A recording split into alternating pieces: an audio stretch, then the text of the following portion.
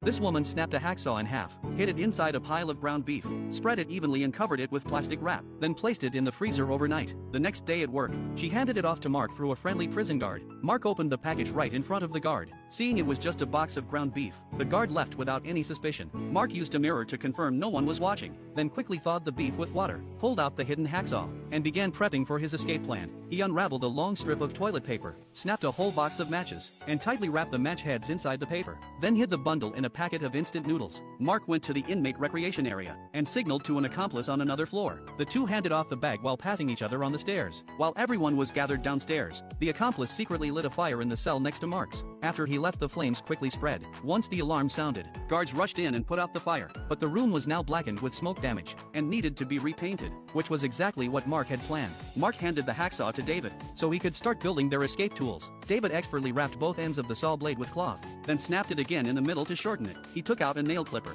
and attached the saw blade with rubber bands, then wrapped the handle in thick cloth for grip. Soon they had two solid tools ready to go. He secretly passed one of them to Mark. During the day when other inmates were outside, one would pretend to paint as a lookout, while the other stayed in to saw through the ventilation duct. They were even prepared for the falling metal shavings. A row of small magnets wrapped in craft paper was placed on the floor to collect the debris, which they then flushed down the toilet. To reduce noise from moving the bed, they had soundproofed the bed legs, taking turns. The two worked in shifts, and in just half a month, they successfully cut through the vent. To avoid detection, they taped the opening shut, painted over it, and once it dried it was completely invisible. At night, they first checked for safety using a mirror, then made a dummy out of clothes, peeled off the tape, opened the vent, crawled out carefully, reset the bed, and pulled down a painting to cover the hole. The two of them crept through the ventilation system, tiptoeing all the way to the bottom. It was pitch black, but they couldn't hide their excitement. They followed the duct deeper and deeper, walking for what felt like forever without seeing the end. Mark suggested they split up to scout. The next day, they carefully mapped the area they'd reached the night before. Then at night, they went back to find the exit. This time David ventured even deeper,